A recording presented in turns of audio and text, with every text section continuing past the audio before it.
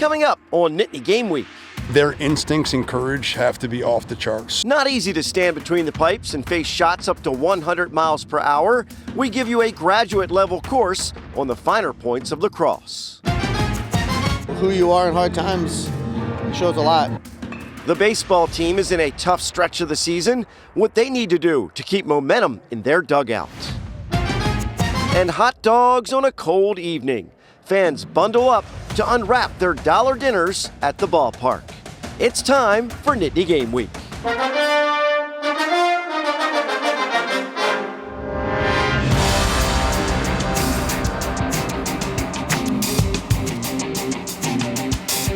We reach a very important stretch of the season for the spring sports. Hello, everyone, and welcome to Nittany Game Week. Yeah, that's right, Todd. Some of PSU's programs are about to reach the postseasons. Others still have a good chunk of the regular season in front of them. That includes the baseball team with a schedule that takes them through mid-May before they worry about the Big Ten tournament. First stop is the Diamond in our opening drive.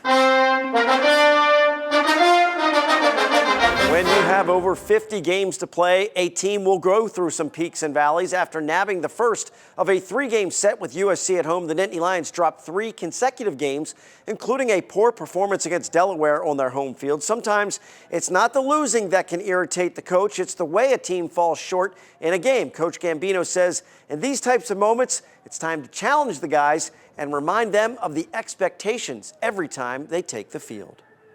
When things are going well for this group, they are unselfish, they're great teammates. You know, all the things we talk about culturally that I mentioned before, gratitude and grit, energy and execution edge and all those things. And when things go sideways, they get away from that. Who you are in hard times shows a lot.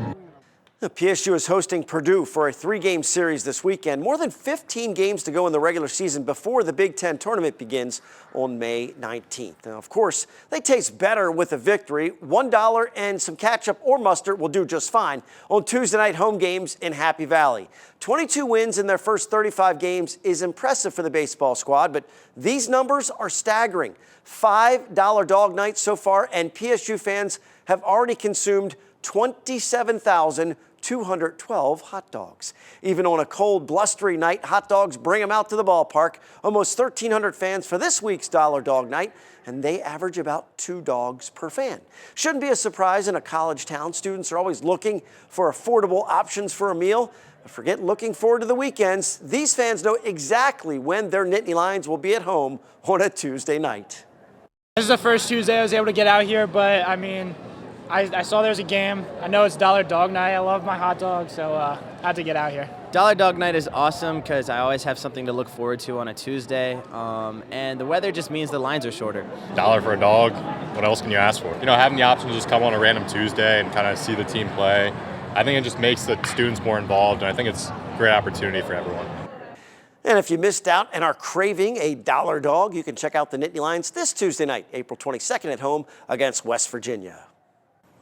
And here's what we know about the football team's annual blue and white game. It's happening next Saturday, April 26th at 2 o'clock and will not be televised. What we don't know still is the exact format and which players will get a chance to watch on the field. Not a big deal, though. The big draw is the chance to tailgate in the spring and hopefully enjoy some fantastic late April weather. The blue-white game is often a chance to get a first look at a new backup quarterback, some fresh faces at running back, or on the defensive side of the ball, the guys have a limited number of practices to focus on getting better. To me, it means everything. It's my last year. It's my last year with Coach. It's my last year with these guys. So it's definitely got to leave it all out there. And for myself, leave it all out there for not only me personally, but then for the room as well. Oh, confidence. Everything confidence. So repetition on a lot of things that you don't use or different moves you want to try in the fall. You earn that in the spring. You got to keep repping it so you can become confident to use it for fall camp. The coaching staff is trying to keep their veteran players healthy and make sure to take a good long look at the new talent to give them a proper evaluation. And while football gets ready to gear up for a successful season, there's a team in blue and white looking to finish what they started on the national stage. The men's gymnastics team has had a stellar season, most recently crowned as Big Ten champs. Now their eyes are set on a national title. Led by Nissen Emory finalist and Erie, Pennsylvania native Josh Carnes, Penn State comes in as the 5th ranked team in the tournament, hosted in Ann Arbor, Michigan. Michigan. They will look to take down defending 4-in-a-row champ Stanford, a feat they did achieve this regular season and one they will draw from to be crowned the country's best for the first time since 2007. The last time we saw the men's hockey team, they were in the handshake line, congratulating Boston University on their Frozen Four semifinal victory. A historic season comes to a close for the blue and white, not before they receive a top 5 ranking in the college hockey polls for the first time. And this is the video most people will remember the most from the Allentown Regional for the first 2 rounds of the NCAA tournament. The Nittany Lions had never advanced past this stage before. That is until Matt DeMarsico scores the overtime winner against UConn to propel Penn State to their first ever Frozen Four. We'll give the final words of the season to outgoing 5th-year senior Jimmy Dow Jr. Just to be able to wear the Penn State crest for the past 5 years, it means everything to me. And like for guys to take a chance on an undersized guy like me and put that trust in me, it really means the world. I really can't put it into words these past 5 years, but just every single guy that's come to this program and the group of guys that we had this year, like I knew was special the second we all got together at the beginning. Now, what a career for the upperclassmen as they help take the program to new heights. Coming up next, we give you a lacrosse crash course. Jay Paterno and men's lacrosse head coach Jeff Tambroni take the field and educate in our roadmap to victory. Don't go anywhere. Nittany Game Week. We'll be right back. Embark on a journey of luxury. A new level of sophistication. Where? In the Pocono Mountains. The Lodge at Woodlock. Elegance defined. The Swiftwater, a new and exciting addition to the luxury collection. The picturesque French Manor. The iconic Mount Airy Casino Resort. The Grand Lady of the Pocono Mountains, Skytop Lodge. The Pocono Mountains Luxury Resorts Collection at PoconoMountains.com. I've always wanted a big family, but one moment can change your whole entire life. I went to the doctor and was told I had stage 3 cancer and I would most likely never carry another baby. Right before I was about to start chemotherapy, I was told about a new clinical trial funded by Stand Up to Cancer that used immunotherapy. And after my 9th treatment, my tumor had completely disappeared. Because of this trial, I was able to welcome a beautiful baby girl and watch my family grow. Help push cancer research further at standuptocancer.org/cures. Roadmap to Victory is sponsored by the R&R family of companies.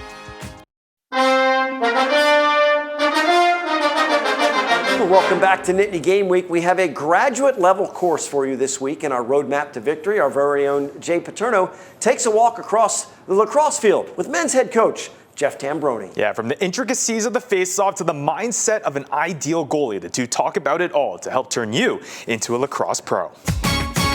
There are certain things in this game that are really interesting. Let's start off. Every possession starts with the face-off.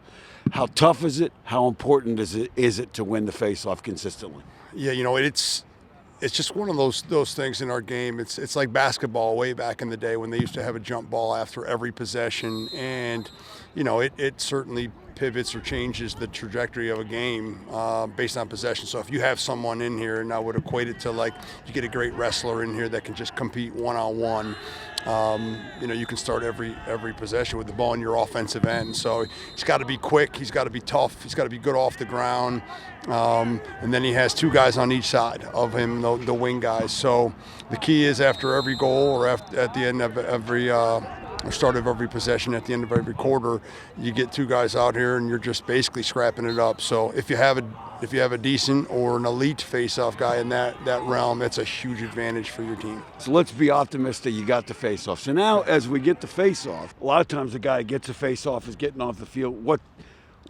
insight do you want to give them about how that happens? It's become so specialized in our sport that the face-off midi typically just wins the ball, moves the ball down to your offensive end, and then he gets off the field. Now we put our offensive specialists on the field. So there will be 3 attackmen who stay on the field the entire time in the offensive end, and then we bring an offensive midfield, 3 guys. How hard is it to keep track of who's in, who's out? Thank gosh that's not me. When the thing's really going back and forth. So you'll see a guy standing over in what we call the box area. That's Coach Myers, and he doesn't watch most of the game. Most of the game he's just counting 1 in and 1 out, either keeping them on sides or making sure we got 6 guys in the offensive offensive end and 7 when we're down there in the defensive end. It is a pain in the butt. It is a job that is a thankless job, because the only time you really notice it is when you got too many guys on the field. They're offsides, but Coach Myers does a great job with it. Kind of like being a bouncer at doggies when they're at capacity, 2 in, 2 out, 1 in, 1 out. Great comparison, yeah. Let's turn around and go to defense now. So you get in the goal. I think one of the things is hockey fans that watch this, they look at a great elite hockey goalie, and they'll look at 91% save rate, 93% save rate, and it's dramatically different in lacrosse. It's much tougher. Like, what kind of numbers do you look for, and what's important for a guy that's got to protect the pipes? So there's so much that goes along with the goalie position. So I'd say 60% would be an amazing save percentage. Their instincts and courage have to be off the charts. So they have to be courageous enough to stand in to, a 95 to 100 mile an hour shot of a rubber ball that absolutely stings if that thing hits you, and in just a pass, let alone a shot. And their instincts have to be off the charts. They have to be able to react to balls coming at, 5 yards, 10 yards, typically, inside of 15 yards. It is, I think it's one of the hardest positions in sports, and certainly you can make an argument for the amount of knowledge that a quarterback has to have. But in terms of the courage and the instincts that a goalie in lacrosse has to have, it is an insanely challenging position, by far the most important position on the field. Okay, now you've made the save. Thank gosh. You got the ball. The ride and the clearing, it's very different. There's the 10-man ride, different types of rides. What do you see coming out of here, and how vital is it? How much time do you spend working on that? Yeah, so once the ball is changing hands from a team's offense to a defense, either a shot save or they've turned the ball over, our defensive middies are usually transferring the ball on the offensive end or transferring themselves off the field to get offensive personnel on the field who handle the ball a little bit better. They have short sticks, not long sticks, and they're used to carrying the ball. Same thing on the other side. If you're riding, you're typically trying to do the opposite, trying to get your defensive personnel on the field. So you're getting your offensive middies off on the sidelines to the substitution box, and then getting your 3 defensive middies on. So most teams probably are a little bit more conservative in that route. They just want to get personnel back in their offense and defensive end. And then the teams that play a little bit more aggressively are what you said, the 10-man, where they'll actually bring a goalie out of the goal. It's a little less common, but they'll dare teams to shoot the ball from 80 or 90 yards away and just match up man-to-man all over the field, which it's a fun part of the game for sure. It makes it real exciting, challenging to clear against, but definitely some risk in that you leave the goal wide open and let people just see if they can shoot the ball from across the midline. I heard you guys making a Jeter call. Okay. Is that Yankee related? Everything. You don't have to give away what it is. My answer is yes, 100%. So everything we do goes after my favorite athletes. So we have a Bird call, we have a Jeter call, we have a Jordan call, and every formation that follows their number. So we try to keep it real and memorable for guys. And the Yankees are definitely a part of our play rotation for sure. And I'd be lying to you to say I didn't learn a thing or two from Coach Paterno and Coach Tambroni. My favorite, though, knowing what it takes to be a goalie and have the cojones to stand in that net. Amazes me every single time I see it. Courageous. Yes, I believe Coach used that word. That is an understatement. Men's Lax knocked off a couple of ranked opponents recently. They appear to be playing their best as they reach the postseason. Just ahead, our Impact interview, and we need to call in some legal help for this topic, how a massive NCAA settlement could change college sports forever. When we come back on Nittany Game Week.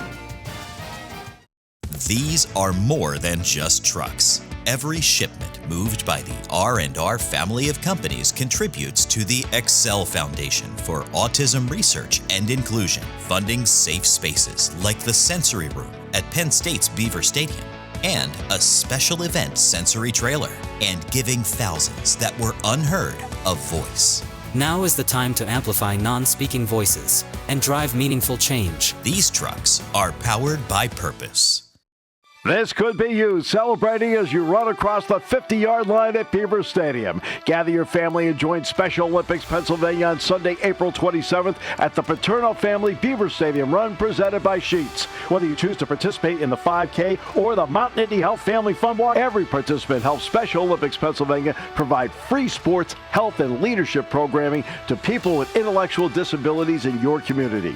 Visit stadiumrun.org to register or donate today. Impact Interview is sponsored by the Pocono Mountains, where small-town charm meets big adventures. Book your trip today by visiting PoconoMountains.com. Welcome back to Nittany Game Week. It is time now for our Impact Interview, and perhaps no issue is impacting college sports quite like pending litigation. And to help us with that, a lot of people watching it, and help us with that is our guest this week, Luke Fedelman. Luke, I don't usually have guests introduce themselves, but what I can say is you're a sports attorney, but you're wearing a lot of hats. Much like a lot of people, you're keeping a close watch on this issue. And from what sides of it, if you could explain to our viewers, are you keeping an eye on the pending litigation?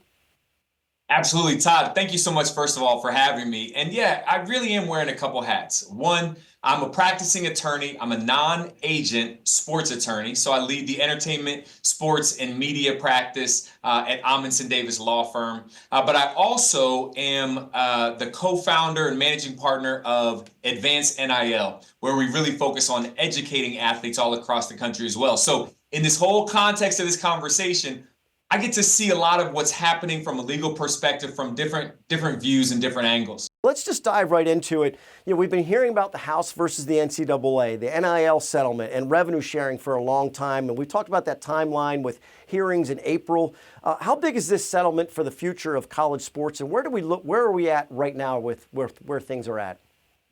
Yeah, let's talk about it first and foremost, how big this settlement is just in general, right? And this is assuming that the settlement gets approved, which it looks like it will, and I'll talk about that in a second. This will be the largest antitrust settlement in U.S. history of any industry, because what we're talking about is $2.8 billion of back pay for those college student athletes from 2016 through 2024. But then also this permissive revenue share going forward, looking at around $20.5 million per school that opts in to this, all the P4s, but also the other schools that opt in for the next 10 years with escalators ratcheting that number up each year. This is a massive proposed settlement, if assuming that it gets approved. Yeah, I know you mentioned that $20 million total. There's a lot of athletic departments that are primed and ready to tackle that and move forward with that. But this settlement doesn't appear to cover things like employment status or collective bargaining. Will that get settled at some point in the future? And if not, we're looking at another lawsuit down the road? Well, we currently have some lawsuits going on. So there's the Johnson case that is, it went up to the Third Circuit. It's gone back to the district court to really address the issue directly of whether or not college student athletes are employees. The National Labor Relations Board is hearing administrative hearings on this very same topic out on the West Coast with what's left of the Pac-12 and a couple schools out there. And then we know that Dartmouth men's basketball, they went through the process and they actually were certified as a union, but there's some appeals that are happening with that. So that notion of whether or not college student athletes are employees of their institutions is certainly being dealt with right now. There's a lot of conversation at the congressional level dealing with the federal government to see if there will be any laws that will come out that will directly state that student athletes are not employees. And really that notion of collective bargaining still rests on the shoulders of, are student athletes employees or not? If they're considered employees, then they can move towards this idea of collective bargaining, true collective bargaining. If they're not employees, I think it would be wise of the conferences and of the NCAA to at least allow student athletes' voices to be heard in some of the future decision making, so that we maybe don't see as many lawsuits and can have some collective growth as we look at the future of college sports. Luke, you mentioned Advanced NIL, and we're not just looking at a changing landscape in college sports. We're looking at continental shifts, and it's happening at warp speed. So I'm sure you have to be really upfront with the athletes and the families about, look, we're going to give you all the answers that we have, but these could be different, right, as we're coming about it. So how do you go about educating the athletes and the families from the point that we're at now and where we could be very quickly? Yeah, it is an ongoing battle, really. And part of it is to help make sure that we're delivering real world practical education every day to student athletes, to families, to athletic administrators. In fact, my partner in advance, Courtney Altimus, and I were on with over 800 parents from across the country that had registered for a Zoom, an educational Zoom, simply on where are things at with name, image, and likeness right now. We do digital education, and that education is constantly evolving because this sports world is changing so quickly. And here's one example, just to help make it real for all your viewers. 4 years ago, when name, image, and likeness, it's just actually, we're not even at 4 years yet, almost 4 years ago, when name, image, and likeness went into effect, one of the constants was that schools would not be involved. Schools, hands off, you cannot do deals with your student athletes. Collectives are a separate entity. The collectives can do the deal with the student athlete. Well, now with this proposed House settlement, schools are absolutely now going to do deals directly with student athletes. And so with that comes an understanding where families have to also understand, what is the school asking us to sign? What does that mean for termination or transfer? What does that mean if for sub-licensing of my rights to the school's partners? So these are all things that we're constantly trying to make sure that student athletes and their families are getting educated on. But at the same time, as these decisions are happening so fast, we have so many coaches and athletic administrators who are also trying to understand how all this change is happening and how best to prepare themselves as they too try to protect and work with student athletes. Thank goodness we got smart people like Luke watching out what's going on. This is a really complicated issue, and we appreciate the few minutes to explain it to us. Make sure you go to nittany-game-week.com for the entire conversation, along with other web-exclusive content like our depth chart. Headed west, a pair of former Penn State hockey players are packing up for Western Canada. We'll look at the two guys who signed pro deals this week. Next, we're headed into the final minutes of Nittany Game Week. The headlines are heart-wrenching. Crews recover body of missing swimmer. Drowning victim did not wear a life jacket. You don't think it can happen to you. The river looks calm, but the current is a killer if you don't wear a life jacket. Swimming, floating, fishing, boating, wear it. The life you save could be yours. Don't fall victim to drowning. Wear a life jacket.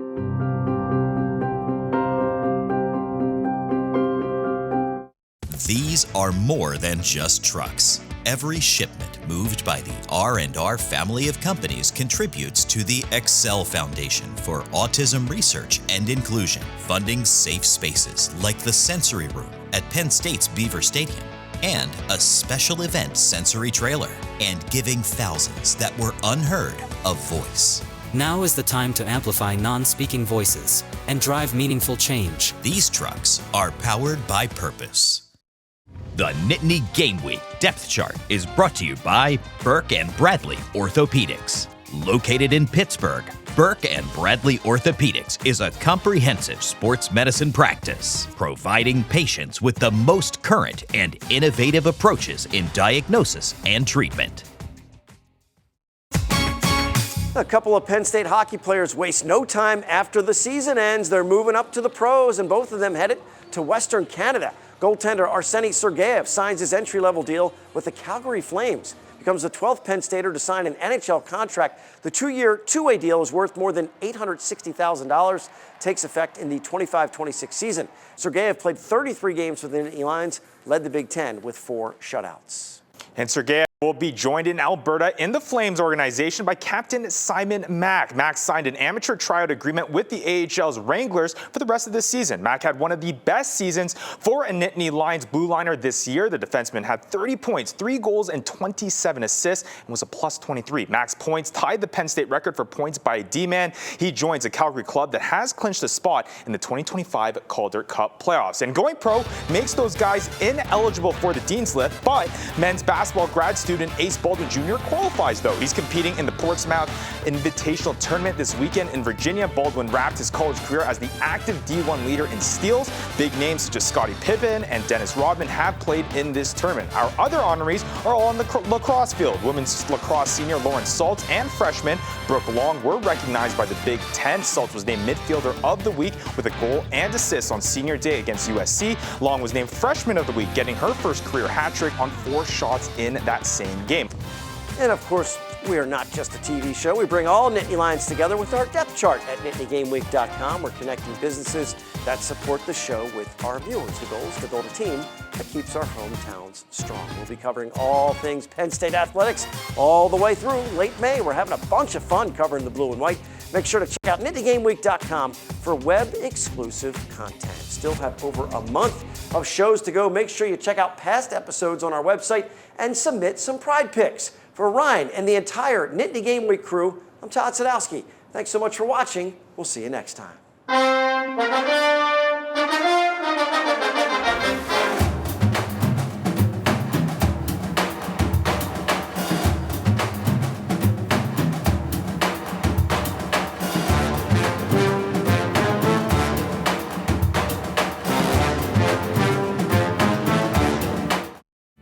In the Pocono Mountains, we always want you to feel like a guest in our home, our mountain home.